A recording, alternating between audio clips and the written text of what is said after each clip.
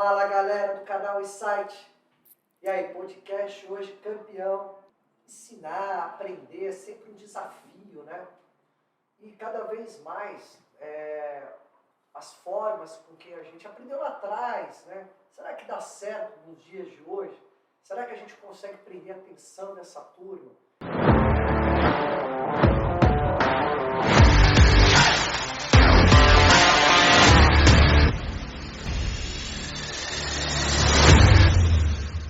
Então a gente vai falar com essa dupla dinâmica aqui, casal 20, né? Casal 20, pode chamar de casal 20.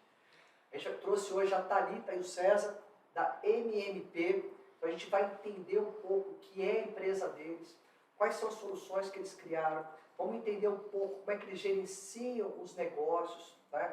Os desafios desse mercado.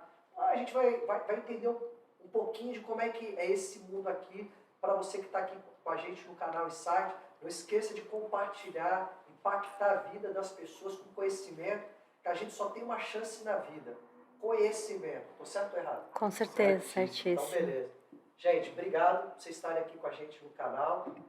E aí, quem começa falando primeiro? As damas, os cavalheiros? Ixi, eu gosto de falar muito, os dois gostam, então. É? A gente vai ficar disputando aqui o microfone o tempo todo. Então, vamos lá. A primeira coisa que eu quero saber de vocês. Qual é a solução que vocês criaram para esse mercado? E quais foram as dores que vocês identificaram nesse mercado quando vocês criaram a MMP? Aí começo eu então. Vamos lá. A MMP começou então com a minha mãe, né, professora de matemática, e ela viu a necessidade que as pessoas têm de você explicar matemática de uma forma mais fácil, que todo mundo consiga entender. E a matemática é muito abstrata, e ela sempre gostou muito de fazer coisas manuais. Então ela ia lá e fazia os materiais para os alunos dela. Ela dava aula no curso de licenciatura, né, seria hoje em dia, na época era o magistério. Então ela ensinava os alunos a fazerem os materiais. E o professor, o chamado dele é dar aula, não é fazer material. Sim. E ela acabava fazendo, vendia para eles. Os melhores alunos iam se formando, e viravam coordenadores das escolas. E aí eles começaram a pedir pelas escolas comprarem. Foi quando, há 26 anos atrás, que ela falou assim, para a escola poder comprar, eu preciso de um CNPJ, eu preciso de uma nota fiscal. Foi quando a gente abriu o CNPJ, mas ela já rodava isso há algum tempo. E ela fazia isso com o maior prazer, com o maior amor. Aquele ambiente foi crescendo, crescendo, crescendo. E embora ela sempre foi muito empreendedora, ela não gostava dessa vida de empresária. Sim. E aí foi quando ela decidiu por se aposentar, porque começou a crescer demais, né, nota fiscal eletrônica e tudo mais, e passou para Thalita. E agora eu vou passar um pouquinho a palavra dela também, né? A Thalita assumiu o bastão. Mas poxa, assim, primeiro, a sacada que a sua mãe teve, no sentido de entender que existia uma dor ali, de aprendizado, que hoje em dia não é fácil, né? Estimular realmente, ainda mais essa molecada de hoje em dia, aí, como é que você prende a atenção deles, né? De uma forma mais lúdica, de uma forma que realmente faça eles se interessarem pelo tema, né? Então, quando ela começou a entender essas dores, e aí ela começou a falar, eu preciso trazer possibilidades dessa turma se interessar mais pelo tema, né? Olha, Anderson, eu falo que ela começou como a maioria dos empreendedores do Brasil. Não começou querendo ser empresário. Sim. Começou querendo resolver um problema. Claro. Tá? E esse é o caminho certo de começar. Esse é o caminho certo de você olhar, ajudar alguém. Eu olho e falo assim, o que está acontecendo que eu realmente preciso ajudar? Porque quem pedia para ela fazer os materiais eram os alunos, que falavam assim, eu preciso de alguém que faça isso bem feito. E ela sempre fez muito bem feito. Que legal. E eu queria até fazer um adendo nisso que o Cé falou. Eu vim da área de bancos, né? Então, antes de eu assumir primeiramente a empresa, eu era bancária. E eu sempre tive um olhar muito estratégico comercial. Então, eu olhava os negócios sempre como oportunidades. E não necessariamente tinha esse mindset que eu tenho hoje, que a gente está compartilhando aqui, de resolver um problema. E sim, do que me traria rentabilidade, do dinheiro, pelo contexto no qual eu estava inserida. E aí, o que me apaixonou no MMP foi realmente entender que o propósito era muito definido, a essência Nunca foi uma empresa voltada para o comercial. Ah, eu vi aqui uma oportunidade, uma estratégia de ganhar dinheiro. Não, era ir na dor a fundo mesmo no dia a dia da sala de aula. Era o professor e o aluno ali cara a cara resolvendo um problema real.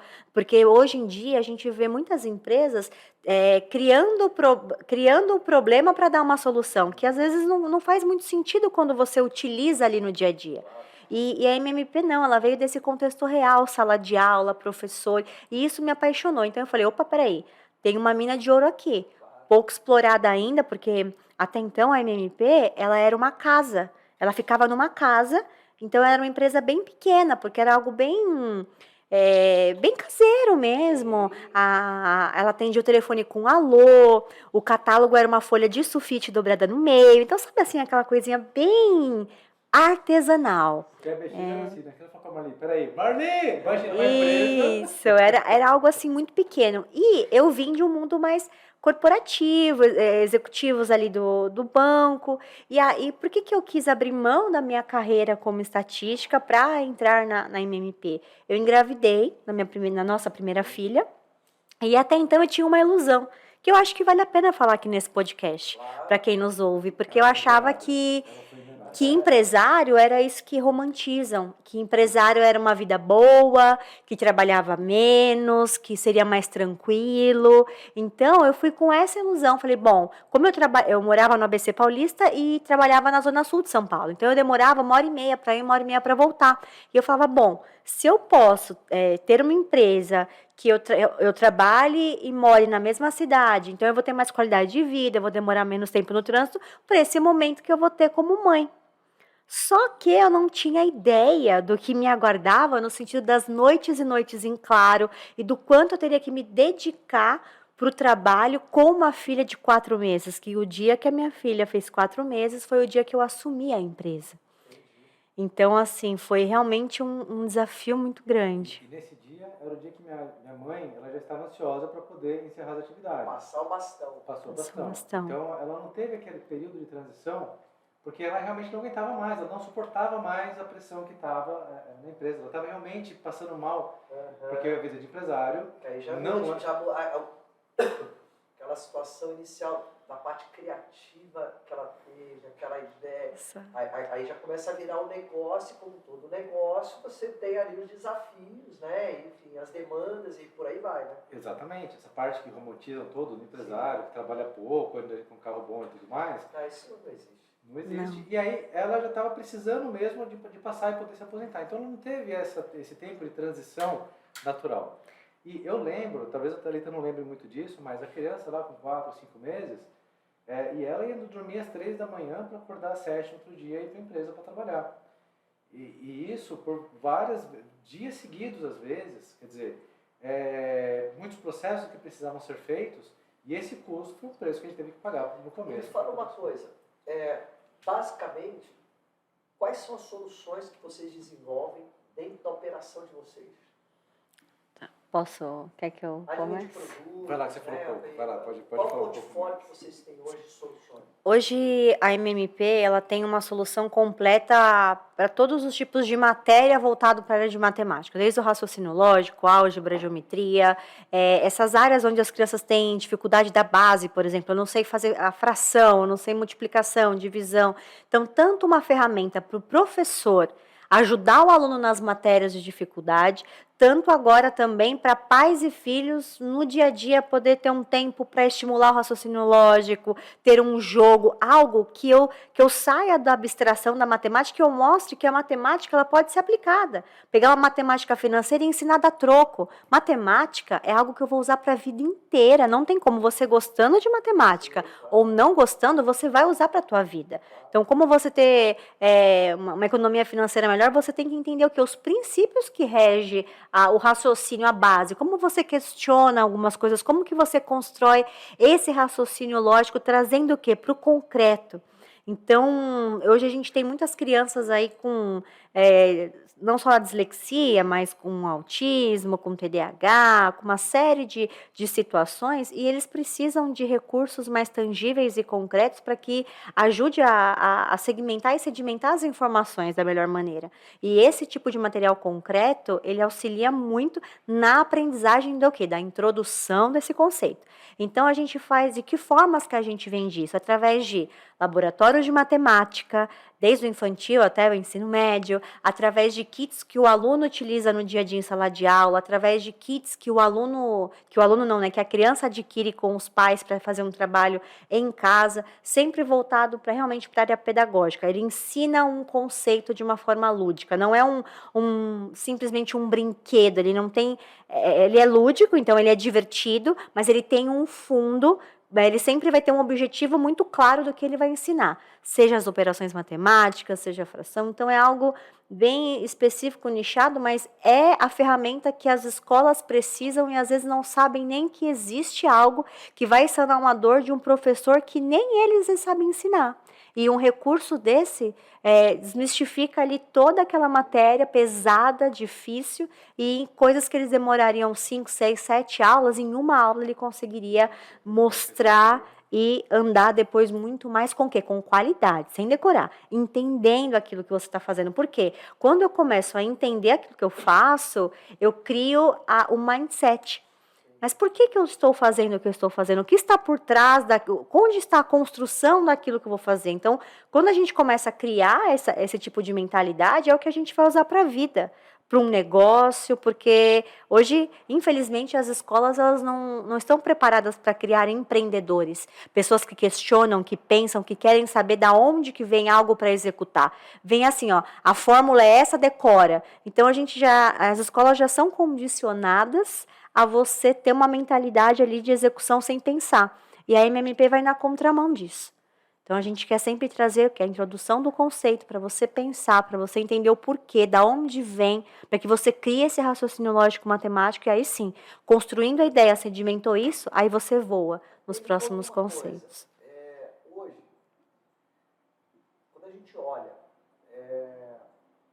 o processo de aprendizado, quando a gente olha o interesse das pessoas pelo conhecimento, quando a gente olha os desafios de ensinar, porque a gente costuma dizer que antigamente você tinha as coisas muito claras, então você tinha uma escola que você ia aprender determinadas coisas, depois você ia para uma faculdade, depois você complementava estudando nas bibliotecas, e aí hoje em dia com as redes sociais, né, até para os professores existe um desafio muito grande, porque o aluno ele já chega com uma quantidade de informações absurdas e até questiona o professor sobre a forma como ele está ensinando, sobre se de fato aquilo que ele está ensinando faz sentido ou não faz sentido. Então, a gente também vive hoje um mundo, né, em que a gente precisa de alguma forma criar quase como se fosse um tutorial de boas práticas de conhecimento e de ensinamento, acoplando o momento atual que a gente está vivendo, com essas tecnologias, com a quantidade de informações que a gente tem, para que realmente as pessoas tenham norte para isso. Porque hoje o modelo atual da escola, ele, na grande maioria das vezes, ele acaba sendo desafiador para prender a atenção das pessoas. E aí a minha pergunta é qual é? Qual é o principal desafio que vocês encontram de implementar a solução de vocês nas escolas tradicionais? Como é que vocês ganham mercado? Como é que as escolas passam a aderir à solução de vocês? Conta um pouquinho desse mundo aí pra gente. Isso é muito forte mesmo e realmente esse é um grande desafio. Mudar o mindset do professor. A gente fala que tem muito professor que está dando aula há 10 anos, né? 10 anos aí na sala de aula, mas só tem 1 ano de experiência. Assim, ele tem 10 anos, é que ele preparou a aula uma vez, baseado naquilo que ele aprendeu, do jeito que ele aprendeu, e repete isso todas as vezes. Então, a maior dificuldade mesmo, né, o professor que é resistente nesse sentido de eu não quero mudar porque eu nasci assim, vou morrer assim, Gabriela, e a minha vida é essa. Nossa grande dificuldade são as pessoas que não querem essa mudança, essa evolução. Mudar o jeito que, entre aspas, tradicional. O que a gente faz? Eu tenho um canal no YouTube, onde eu faço a apresentação de como que eu uso o material, de como que isso muda. Olha, Anderson, pensa comigo o seguinte, a maioria das pessoas, a maioria dos adultos não gostam de matemática. A maioria das crianças amam matemática nos primeiros anos. O que aconteceu no meio do caminho? Algo aconteceu que traumatizou a maioria dos adultos. E não estou falando do Brasil, isso é no mundo, tá? Então, a forma de ensinar, se você não criar mecanismos que gerem atenção e que prendam a atenção, e que sejam mais fáceis, aquela curva de aprendizado que a gente costuma falar, realmente aquilo não vai ter um bom resultado.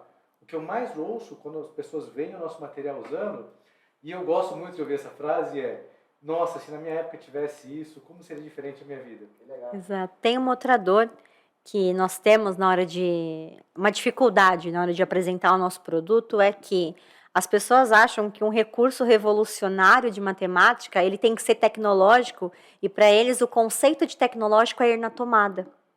O nosso material, ele é extremamente tecnológico. Só que para ser tecnológico, ele não precisa necessariamente ir na tomada. É um material onde nós viajamos diversos países do mundo, desenvolvemos o que tem de melhor no mundo para a cognição cerebral, estudamos a neurociência, vimos o melhor material, como que aquele material realmente vai fazer com que você tenha um ganho de aprendizado. Então, existe muita tecnologia e inovação naquele material, só que ele não é touch. Então, às vezes, algumas escolas, elas acham que a inovação, ela tem que ser high-tech. E aí, o que foi muito legal para nós, que deu um salto também, foi ruim no primeiro momento, mas depois muito bom, a pandemia. O que foi ruim? Até então, nós éramos B2B, ou seja, né, nós só vendíamos para empresas, a nossa fábrica ela era atacadista. Então, o nosso público era totalmente escolas. E aí, com a pandemia, todas as escolas do país fechou, então, do dia para a noite, zero receita. Então, para nós foi um choque muito grande. Então, o que a gente teve que fazer? Se reinventar e abrir o B2C, ou seja, o cliente final, porque os professores não podiam ficar órfãos desse material, nem os pais. E aí, o que aconteceu? Nesse meio tempo, entrou o digital, entrou um ensino digital, que era o tão sonhado, que todo mundo achava que ia ser a revolução do mercado, isso falando não para o ensino superior, mas para a educação infantil fundamental, principalmente. E aí eles se depararam com o maior desastre da educação nos últimos 20, 30 anos, por todas as provas e indicadores, que eles viram... A educação regrediu 10 anos. Sim. Nesse período, a educação regrediu 10 anos. Por quê? O digital é ruim? Não. Só que o digital, ele é extremamente eficaz se colocado no lugar certo. Então, não adianta você querer utilizar todas as etapas do aprendizado apenas no digital. Tem o momento da introdução do conceito, tem o momento da fixação do conceito. Então, para a fixação do conceito, digital é ótimo, mas não para a introdução. Então, a gente viu crianças que não entenderam, não aprenderam, e aí sim, o mercado passou a valorizar este material que por muitos anos nós tínhamos a dificuldade de explicar. Gente, isso aqui vai mudar a tua vida. O melhor índice de matemática no mundo, disparado, é Singapura. Então, se você parar lá e googlar, ver como que é a qualidade de vida de Singapura, salário médio de Singapura os melhores índices de matemáticas mundiais são lá. E aí, se você pegar qual que é a metodologia de ensino de Singapura, é única e exclusivamente material concreto, que é o nosso material, não é software. Então, se o melhor do mundo, disparado, usa material concreto na metodologia, a gente não entende por que tanta resistência. Deixa eu te perguntar, qual é a faixa de idade que normalmente adere ao teu produto? Que o teu produto ele acaba sendo direcionado?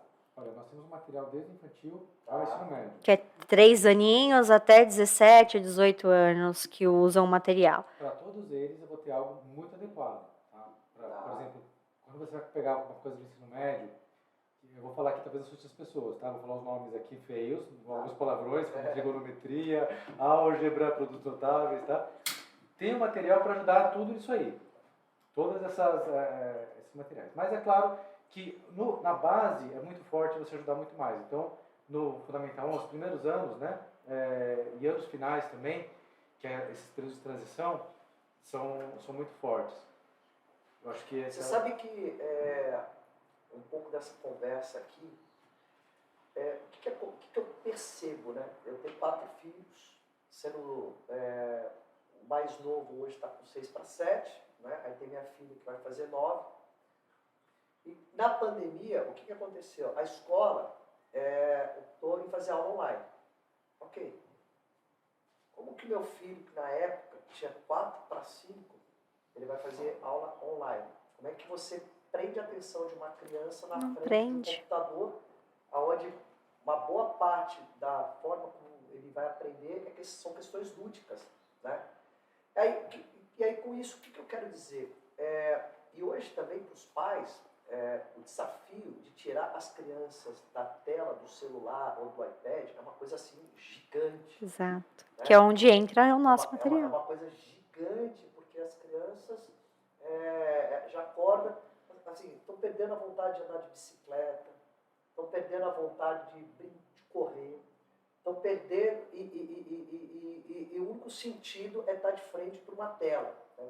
Então, ok, a tecnologia está aí, não tem como voltar, isso faz parte, vai ser cada vez mais acelerado as coisas, a gente está passando um momento de adaptação, de transição, onde está todo mundo também aprendendo um pouco sobre tudo isso. Acho que vai chegar uma fase que isso vai dar uma acomodada, você vai meio que, né, opa, isso aqui eu já entendi que faz sentido, isso aqui eu acho que... Mas eu acho que aqui existe um ponto que é uma grande chance que os pais têm de resgatar os filhos de uma forma agradável. Você está ali brincando com o seu filho, né? E ao mesmo tempo ensinando, ajudando ele na construção. Né? Então, eu acho que faz muito sentido também esse olhar que o pai tem que ter, de usar realmente, eu estou fazendo aqui mexendo para vocês sobre isso, mas eu acho que isso é uma grande verdade, de aproveitar um pouco mais desses momentos ali com os filhos, né? E fazer uma coisa mais lúdica com eles e saber que aqui vai ajudar eles, né? Pegando o gancho do que você disse, nós estamos com um lançamento agora, que é a Escola de Super-Heróis. Seja o herói de seu filho. Então já Então, vamos tem promoção aí pra galera, fala aqui pra todo mundo aqui já, ó. conta aí, Já César. conta aí pra Pode todo falar, mundo. vamos lá fazer uma promoção. Coloca que foi você assistiu a gente pelo podcast, que a gente vai fazer um desconto especial, tá? Galera, ó, só pra quem tá aqui no canal e site, hein? Isso aí. Quem é fora do canal e site é 2 Perdeu. vezes mais caro. Isso aí, não vai perder o desconto. Avisa que você veio do canal Insight, a gente vai fazer um desconto especial. O que é isso? Antes de falar da Escola de Super-Heróis, uma coisa que me chamou muita atenção, Anderson, é uma reportagem que eu vi recentemente relacionando, né, e provando que pessoas que sabem matemática, eles têm 2 benefícios na vida, que são capazes de resolver problemas de matemática. Primeiro, são mais felizes e depois ganham mais, fazem mais dinheiro, né? Então são 2 benefícios. Vale a pena você ser herói do seu filho e ajudar ele a aprender mais matemática? A resposta fica por sua conta. É só você olhar que o topo da cadeia alimentar do mercado está no mercado financeiro, né? Exato. Então, ó, os caras estão lá no topo da cadeia, Tá. multiplicando o dinheiro de todo o restante, né? Então, eu acho que isso é muito importante aqui, esse tema. Se o pai que não tem, às vezes, uma oportunidade... Porque também, às vezes, é chato você sentar com o teu filho, ele ficar fazendo exercício, aquela coisa maçante. E nem você sabe muitas Olha, vezes.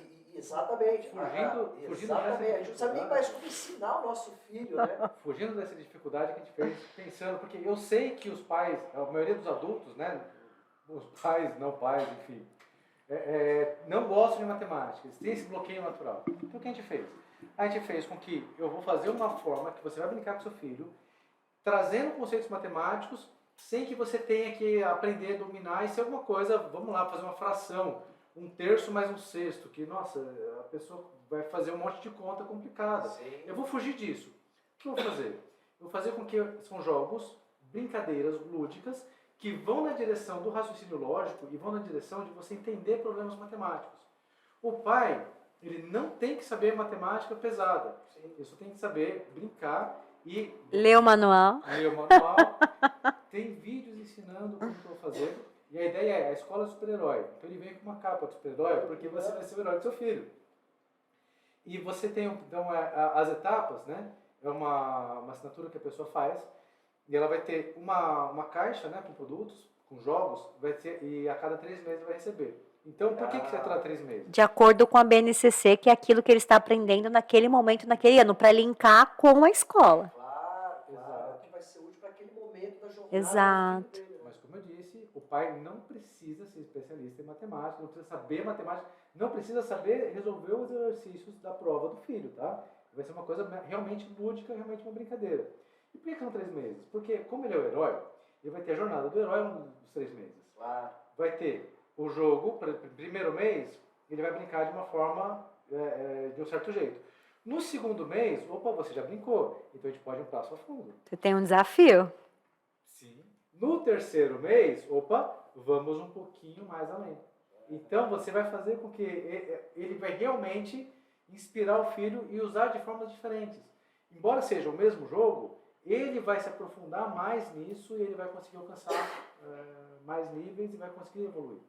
Normalmente, os materiais, eles são materiais que se eles estiverem numa escola, eles podem ser compartilhados para mais alunos, ou são materiais que normalmente é só para um aluno? Como é que a escola, quando ela adota os materiais de vocês, elas acabam usando no dia a dia?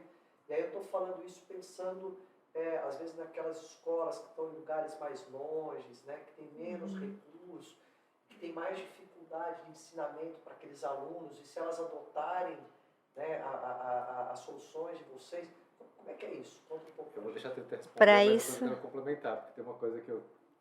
para isso foi criado os laboratórios de matemática. Então, os laboratórios de matemática, eles têm exatamente esse cunho, trabalho em grupos. Então, eu tenho laboratórios para 20, 30, 40 alunos, onde você usa, por exemplo, a gente já sabe, nesse kit, tem produtos que eu vou usar em trio. Tem produtos que nós sabemos que é mais adequado para 4. Então, outros dupla. Então, de acordo com a especificidade do material, a gente sempre utiliza ali a quantidade, formando esse laboratório de forma que grupos maiores utilizem esse material. E os laboratórios são montados de acordo com as turmas. Então, quem está no primeiro ano, esse kit é o Não. Não, ele funciona por ciclo, o laboratório ele funciona por ciclos de ensino, ou seja, educação infantil, o Fundamental 1, que é do primeiro ao 5º ano, Fundamental 2, o 6º ao 9º. Então, quando você compra o laboratório por ciclo, você precisa de um armário e vários anos diferentes simultaneamente conseguem utilizar desses materiais, até porque tem produtos de transição. Assim como o César explicou agora há pouco, falando que o mesmo material, ele tem vários níveis de desenvolvimento, acontece também com outros anos. Então, por exemplo, eu tenho um clássico da educação matemática que é o material dourado. Eu vou usar muitas vezes ele no primeiro ano, só que tem vários conceitos que eu ainda uso no segundo e no terceiro. Então, não tem nenhum problema do professor usar o mesmo material nos anos subsequentes e às vezes fazer retomada de conceito. Por isso que o laboratório nós trabalhamos em ciclo. Também tem um outro projeto que é um kit do aluno. E aí sim são materiais individuais que se utilizam várias vezes ao ano, por isso que justifica o aluno ter o dele, que aí sim é um projeto onde cada um tem a sua maletinha, que é um custo de um paradidático super acessível financeiramente também, aonde entra na lista do aluno, o pai compra, que aí não gera um custo para a escola, como se fosse o preço de um livro, vamos assim dizer, e aí ele entra no material da criança individual. Só que não é a gama de quantidade de produtos dos laboratórios, às vezes é 1 ou 2 materiais. Então, tem projeto para todos os gostos, desde um projeto temático, eu quero só álgebra ou só geometria. Não, eu quero um laboratório completo. Não, eu quero um kit somente para o aluno. Eu quero a escola de pais. Então, nós temos projetos. Eu sou uma editora. Eu quero desenvolver um produto específico para um sistema de ensino, para um grande sistema de ensino. Nós fazemos até com a marca do sistema de ensino, sua indústria. Então, nós desenvolvemos um produto, um brinquedo educativo para aquele material didático. E tudo isso tem... Deixa eu só complementar aqui o que eu tinha falado. Tem uma coisa que era importante agora que eu... Vamos lá, hein? Vamos lá. Que eu sabia que ela não ia falar isso. Para tudo que ela falou, a gente tem case, tá? Tem caso, tem clientes que fazem exatamente isso que ela falou. Agora, uma coisa interessante é quando você fala do material. Quando eu pego aqui o material concreto, os jogos de tabuleiro, principalmente, tem uma parte muito interessante na escola que é a socialização. Né? É bom ter o meu, porque eu vou trabalhar em casa e vou conseguir desenvolver. E eu vou aprender matemática, legal, ótimo.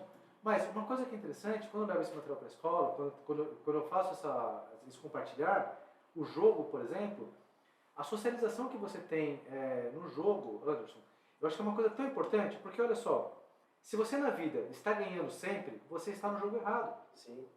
Tá certo? Então você vai ter que aprender a ganhar, vai ter que aprender a perder, vai ter que aprender a esperar a sua vez de jogar, vai ter que aprender as regras, ou seguir as regras.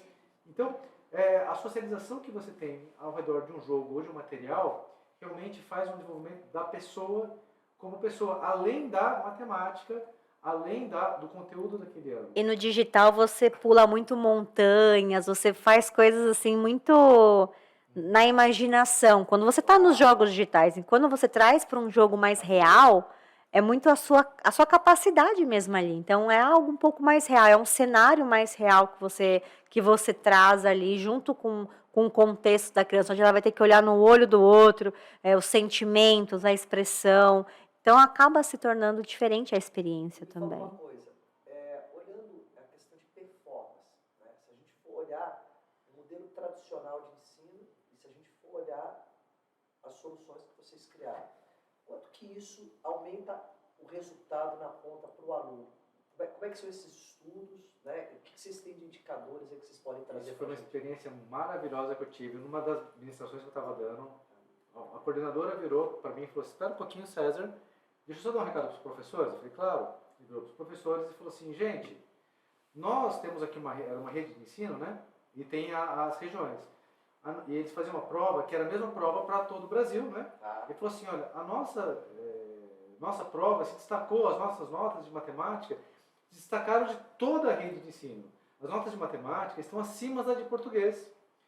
E teve um aumento de 30% por causa desse material. Então, preste bastante atenção. César pode falar. Até isso que é muito legal, que o César falou, que nós vimos na prática, quando você para estudar neurociência, eles exatamente comprovam isso. Que como que o seu cérebro aprende. Então, de acordo com a neurociência, já provado cientificamente, 50% de como o seu cérebro aprende é o tradicional Los ou seja, vendo e aprendendo. Vendo e ouvindo, perdão. Quando você entra para o fazer, você tem um ganho de 30%. E o fazer, ele envolve o tato. Não é fazer simplesmente no botão. Você precisa fazer, construir ali todo o raciocínio. Então, o fazer, ele entra em 80% da forma como o cérebro aprende e ensinar aos outros 95%. Então, a forma que nós criamos, a metodologia de utilização do material, porque isso tudo a gente explica, nós temos um ganho na aprendizagem de 30% pelo menos em relação ao método convencional. Tem uma coisa interessante, que é o seguinte, olha só. No nosso material, eu vou montar, a pessoa vai construir o raciocínio, ele vai construir um exercício e a resposta vai estar ilustrada naquele conteúdo que ele fez. Ele vai formar uma imagem, ele vai fazer alguma coisa disso. Agora, para que isso dê certo, para que a imagem seja completa, ele vai usar todos os conceitos um atrás do outro. O que eu percebi, Anderson? Às vezes a pessoa vira e fala assim: nossa, eu não consigo entender de jeito nenhum sobre potenciação. Por quê? Porque potenciação é uma série de multiplicações. E às vezes a dificuldade não está na potenciação, está na multiplicação. Mas ele não conseguiu aprender multiplicação, por quê? Porque não aprendeu direito soma. Porque multiplicação é uma série de somas. Sim. E aí ele não conseguiu aprender a soma. Não aprendeu soma porque teve uma dificuldade lá no infantil de ter a contagem correta, entender o que significa uma quantidade, unidade, dezena, centena, essas coisas básicas que veio lá de trás. Sim. E aí, algo lá na frente ele não está conseguindo porque faltou uma base lá de trás.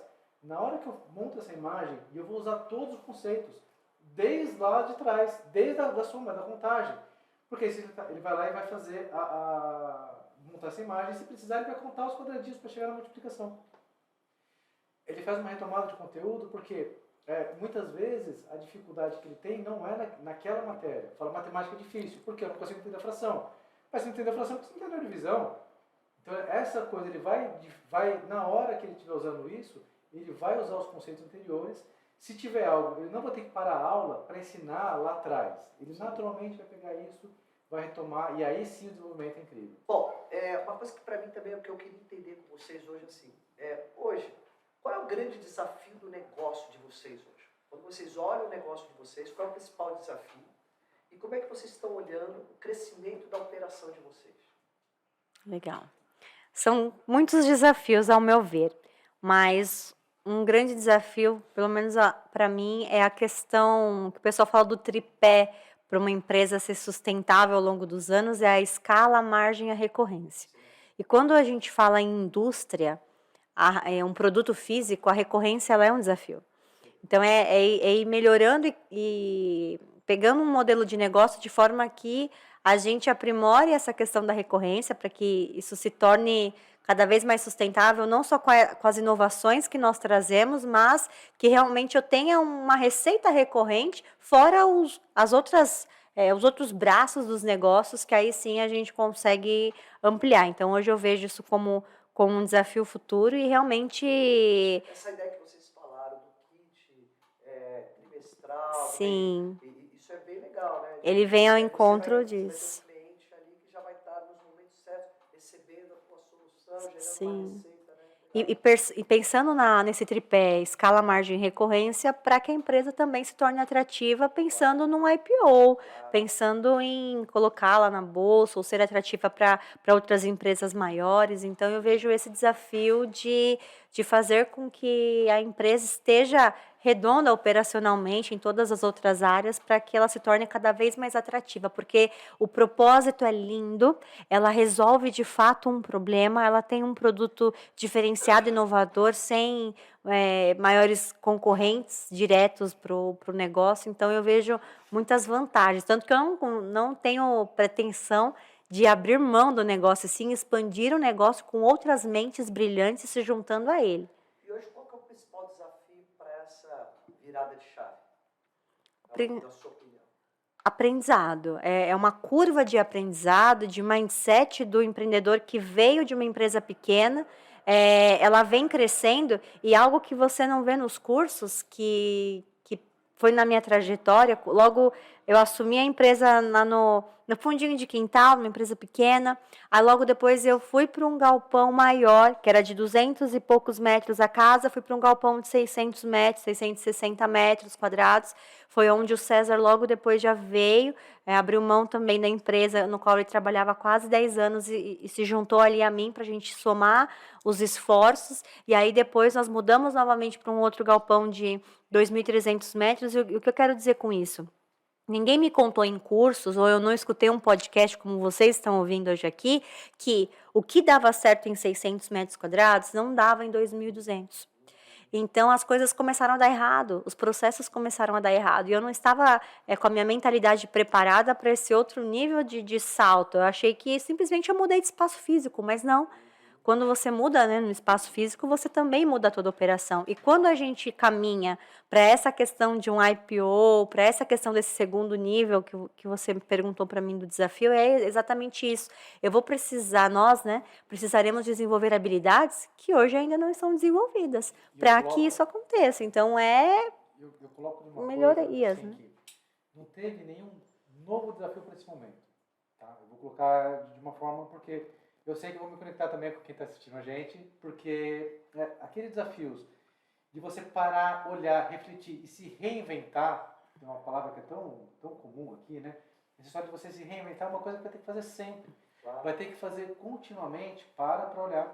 Porque em cada momento, veja, a cada crescimento, eu vou ter que olhar e vão surgir problemas novos. Sempre eu vou ter que parar e falar assim, uau, o que eu posso crescer, o que eu tenho que aprender para esse momento. E desconstruir, né, César? Às vezes não é nem aprender, é você reaprender, voltar atrás, flexibilizar verdades que você achava que tinha e já não é mais bem assim para o novo ciclo. Olha, tem coisas que a gente chega e fala assim, aprendi a receita do sucesso. E aqui o que eu falo é o seguinte, eu falar a fórmula mágica que muita gente, a receita que ninguém ensina. E a receita que ninguém ensina não tem receita. Você vai ter que olhar para o seu momento, você vai ter que ver o que está acontecendo.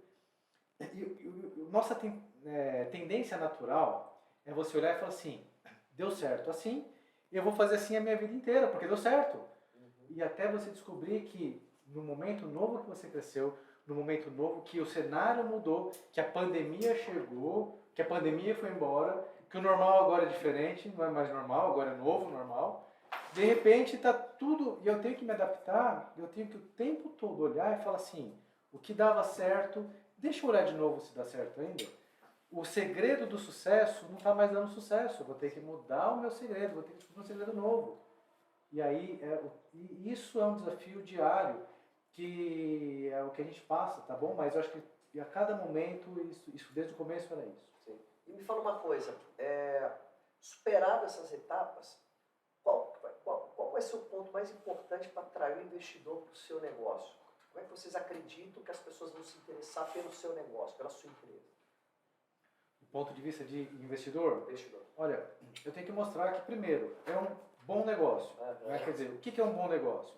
É lucrativo, né? É um negócio que está crescendo, que está expandindo. Então, organizar a casa para mostrar, né? Igual a gente usa o exemplo, como se estivesse indo para um baile, né? Você tem que estar trajado com a roupa que as menininhas... Ou então ser uma bela noiva, né? Como é que você apresenta uma bela noiva, né? Um pretendente, né? Então, primeiro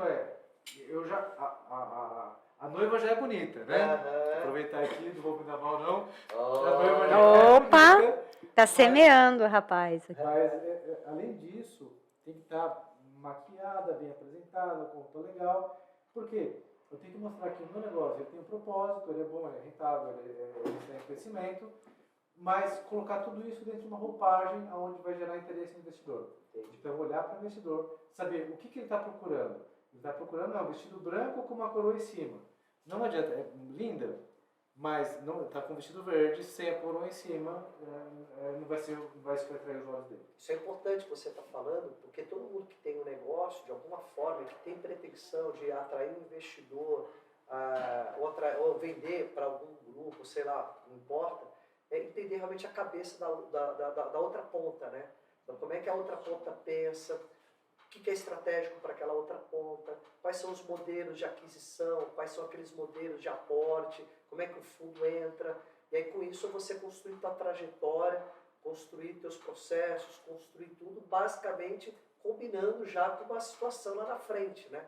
Sim. Porque muitas vezes as pessoas saem fazendo as coisas de qualquer maneira, de qualquer jeito, e não entendem o outro lado, né? Como é que o outro lado pensa.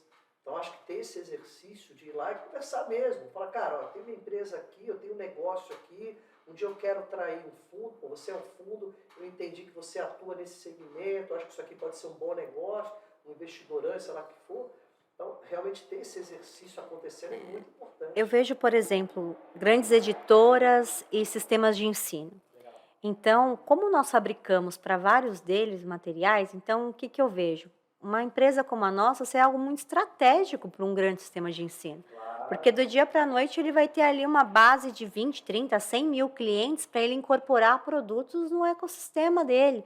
Então, automaticamente, ele já faz vezes 10 o faturamento que a empresa já tem.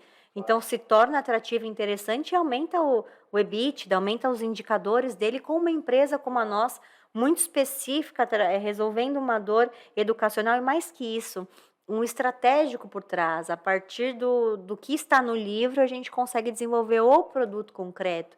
Então, eu vejo que também, não só bancos de investimentos, mas ir por um outro lado, mostrar que há uma abrangência muito maior do que se imagina numa empresa como a nossa. Um oceano azul muito legal de trabalhar. E você acredita que você consegue fazer uma virada rápida no sentido de produção? Se você tiver aí a possibilidade de ter uma demanda boa, né? Que é um bom problema para se resolver, né? Cliente é sempre um bom problema, né? Você acredita que você consegue, você tem tecnologia embarcada para isso, você consegue escalar o teu negócio em termos de produção de uma forma mais rápida? Sim, nós sempre pensamos nisso como indústria, que quando crescer, se dobrar o faturamento, eu não posso dobrar a quantidade de funcionários. Então, vão ter situações... Exato, vão ter situações em que nós vamos terceirizar alguns serviços de forma que a gente consiga expandir e entregar um volume bem maior do que eu fazer 100% dentro da fábrica. Então, já parceiros homologados que atendam essa demanda e assim como players do mundo, grandes players mundiais ali da nossa área, eles já fazem isso. Eles terceirizam muita coisa para a China ou para outros centros ali e fazem a distribuição. Então, o projeto, o protótipo, inovação é tudo core business da empresa. Porém, para você ter uma escala maior, você acaba terceirizando algumas etapas na produção. E conosco não é diferente. Uma coisa que a gente viu e foi muito estratégico, olha, a gente olha para o mundo inteiro e vê empresas grandes, né, que são inspiração para a gente, né, maiores até do que a nossa, como é que eles fazem? E a gente aprendeu que é exatamente assim. Exatamente o caminho que a gente está fazendo, tá? Por exemplo, o material plástico que a gente faz, os moldes são nossos, mas a gente não injeta internamente na empresa. Porque a injeção de plástico é uma mágica à parte. Aquilo lá é uma arte fazer aquilo. Porque conseguir fazer injeção de plástico, vou falar para você tem que se preocupar com um monte de coisa a respeito só de injeção de plástico. Se eu ficar com essa preocupação, eu trago para mim um monte de dor de cabeça, do qual eu tiro o foco do meu crescimento, do meu desenvolvimento, do meu core business, fazendo uma coisa que não tem nada a ver. E aí, se eu tenho uma injeção de plástico terceirizada, né, é meu molde, é meu material, eles vão fazer. Só que não está internalizado.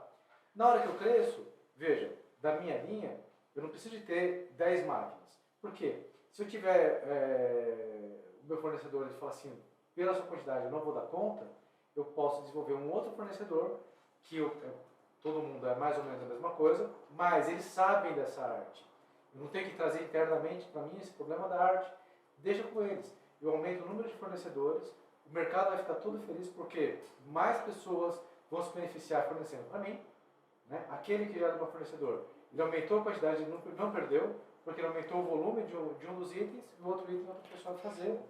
Eu consigo ter escala sem ter que dobrar internamente maquinário, espaço e tudo E mais. é muito da visão do Hub 4.0 que você, um dos business que você sempre comenta com o pessoal. Então, vai ao encontro também a mesma Eu acho mentalidade. que você tem que captar a dor do mercado, está muito conectado com essa dor, né? Ter uma solução muito aderente a isso, e você tem uma cadeia de fornecedores aí que podem te ajudar a resolver esse problema de uma forma maior, né? E aí com isso você realmente descentralizar as coisas, porque eu sempre fui da opinião que quanto mais tempo a gente tiver para vendas, quanto mais tempo a gente tiver para inovação, e quanto mais tempo a gente tiver por cliente, aí a gente gera velocidade no processo. Então a gente tem que também hoje reprogramar a nossa mente como empreendedor. A gente sabe que no começo não é fácil, que você tem que fazer de tudo. Às vezes é só você que está ali na luta do dia a dia, que você tem que vender, você tem que entregar, você tem que administrar, você tem que pagar, você tem que fazer tudo. Mas chega um momento que o teu negócio foi crescendo, que você já não é mais só você já tem ali mais 5 pessoas te ajudando, daqui a pouco são mais 10 pessoas te ajudando.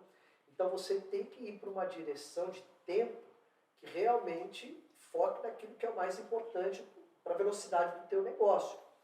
Porque isso é uma coisa que eu questiono, quanto custa a hora de um empresário? Quanto custa a hora de um empreendedor que já está lá há 5 anos na jornada, 10 anos, 15 anos na jornada? E às vezes o dono, né, ele está perdendo tempo em determinados assuntos que ele fazia lá no começo. Exato. Né? E aí, cara, mas quanto custa a sua hora? Quanto custa o seu conhecimento? Então você está fazendo uma determinada atividade aqui por um preço muito baixo, pela tua hora, homem, de capacidade muito maior. Né? Então a gente realmente passa por um processo também de reprogramar a mente, uma visão mais estratégica de valorização do negócio. Né? Então eu acho que isso tudo é muito importante. Não sei se eu toquei na ferida aqui. Você falou uma coisa muito forte que Eu sei disso. eu aprendi a fazer uma conta maluca. Eu sou na sociedade de matemática. Imagina. E eu vou trazer para a realidade uma conta que talvez muitas pessoas não olhem para ela. Tá? Veja, o negócio ele tem 2 partes. Uma é o funcionamento do negócio e o outro é o funcionamento da empresa. Né? Eu sempre falo que ela tem que funcionar e tem que crescer. A ideia de crescer da empresa, né, é aquela ideia de que uma hora vai chegar numa bolsa. Sim, vai chegar claro. nisso aqui. Começa pensando no fim. Claro. Para você não virar escravo do... Mas tem que pensar grande, né? Qual a diferença? Já que é para pensar, pensa grande. E só um adendo no SEC, eu sei o raciocínio que você vai fazer, antes da gente pensar também simplesmente nessa questão do como o negócio finaliza, pensando em geração. Todo mundo fala muito em legado, mas quando a gente fala em pequenas empresas, e você tem que fazer depois uma transição geracional, você acaba meio que obrigando os seus filhos, muitas vezes, a estar num lugar que não é aquilo que ele planejou, que Deus planejou para ele.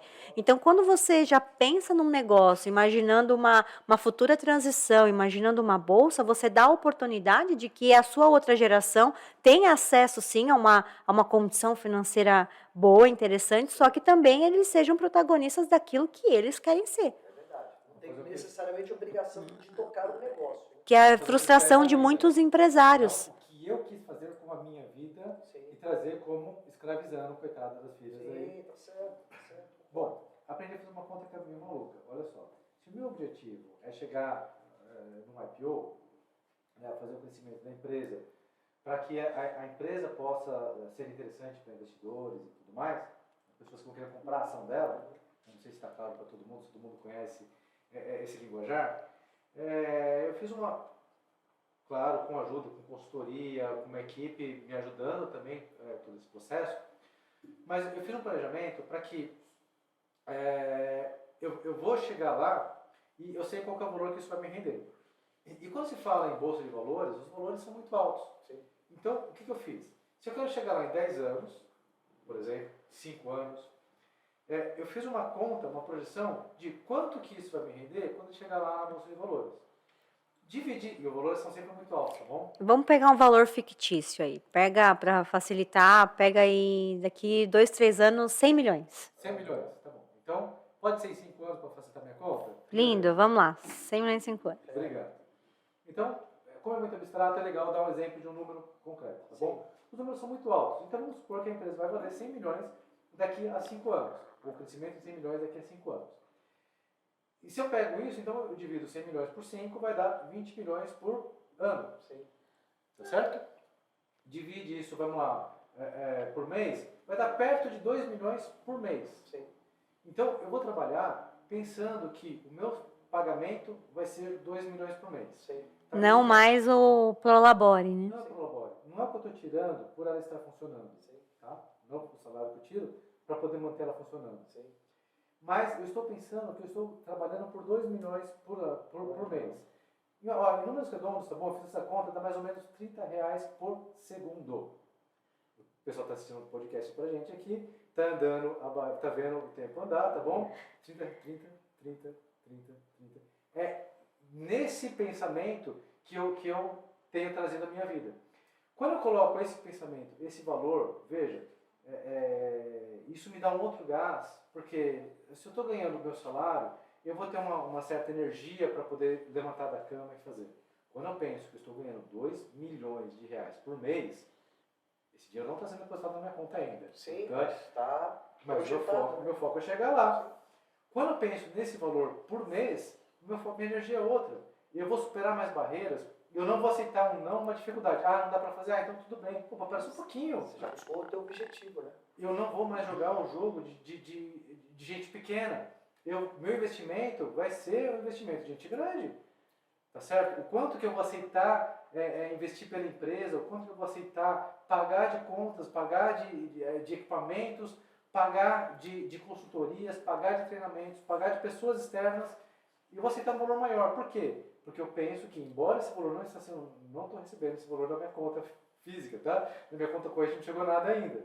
Mas eu já estou pensando, eu já estou com a cabeça de quem está recebendo 2 milhões por mês usando esses números aqui. Oh, que show, hein? Galera, uma aula aqui para vocês, né? O quanto é importante a gente ter cabeça de acionista, o quanto é importante a gente entender que valorizar o negócio, ele tem um prêmio futuro maravilhoso. Então a gente tem que realmente fazer esse exercício, né? A gente tem a nossa retirada ali como executivo e é sempre bom e é muito importante a gente ter a cabeça que quando a gente tem uma empresa e que a gente também é funcionário dessa empresa, a gente precisa entender que a gente tem que estar dentro das práticas de mercado, ou seja, como é que funciona o organograma da empresa, qual que é a sua função, o mercado paga, como é que é o alinhamento de cargos e salários, que você tem que estar recebendo um salário compatível com a sua atividade e compatível com as práticas de mercado e não confundir distribuição de lucro com salário. Eu acho que isso é muito importante. Então, quando a gente já tem uma disciplina para isso, a distribuição de lucro, ela vem, ok, você quer pegar um pedaço disso para o teu dia a dia? Bacana, mas ela tem que vir muito para reinvestir no negócio, né? Então você tem que ter uma parte que é uma reserva para situações futuras, mas você tem que reinvestir muito no seu negócio. Porque aí você hoje é um executivo ali, CEO de 10 pessoas, daqui a pouco você é um CEO de 50, daqui a pouco você é um CEO de 100, daqui a pouco você chega uma hora que você fala, cara, eu já não sou o melhor cara para ser CEO dessa empresa. Então eu vou para o mercado, vou trazer um CEO para a minha empresa, vou montar um conselho, vou ficar no estratégico do negócio, e ali a coisa vai tomando uma proporção muito maior, e por aí vai, né? Então, o empresário realmente ele precisa ter essa disciplina e precisa enxergar tudo isso. E essa humildade, né, de entender que não é que ele não é capaz, mas que existem outras pessoas que Exatamente. são melhores que elas para exercer aquela função. Galera do canal Insight, não esqueçam de seguir a gente nas redes sociais, não esqueçam de compartilhar e impactar a vida de amigos, de parentes, aquelas pessoas que precisam ter acesso a um bom conteúdo, coisas que realmente vão ajudar. E a turma que está aqui atrás com a gente aqui, passando aqui na televisão, que também está sempre aqui ajudando a gente. E é isso, queremos dar uma finalização. Obrigado por vocês estarem aqui com a gente no canal. A história de vida de vocês é uma história maravilhosa. Parabéns pela trajetória.